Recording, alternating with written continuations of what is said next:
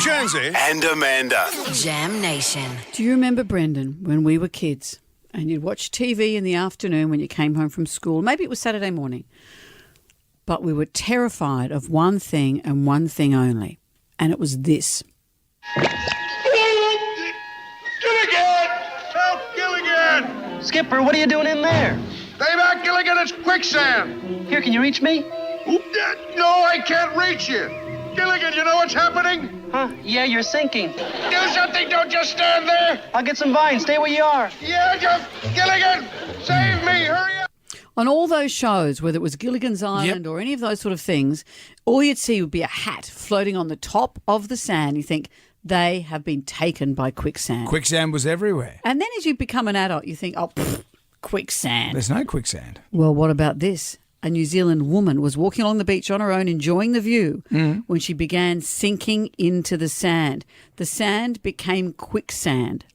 She said, I was just going for a walk at the beach all of a sudden, and then she posted a picture of her legs completely covered in this white sand with the caption, I've just crawled out of quicksand. So she said, I took 2 quick footsteps and then I went down. And she was on her own, so no one could haul her out. Gee. So what she did was she lay on her stomach and rolled, clawed her way out of the sandy quagmire, which is apparently what you have to do. Was it wet sand or dry sand? When she set out, it was probably damp sand, but it somehow the chemical reaction of that sand turned it into quicksand. And there are certain areas that are prone to it, obviously Gilligan's Island. Yep. But parts of New Zealand and Australia all have quicksand. And it's very hard to pull someone straight out of quicksand. It's almost impossible.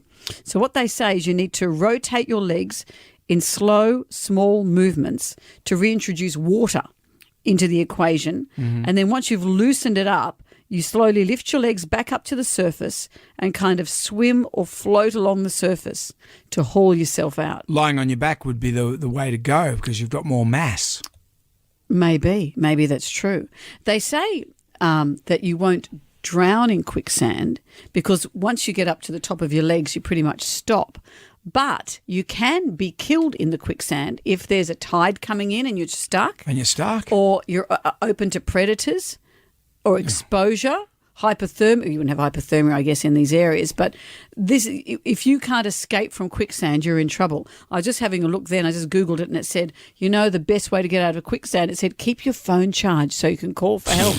Well, thank you. When I'm in the Amazon, I'll remember to keep my phone charged. What about enlisting an incompetent first mate with a funny terry-toweling hat? This is alarming, though. We thought finally as adults we could put our fear of quicksand aside, but no.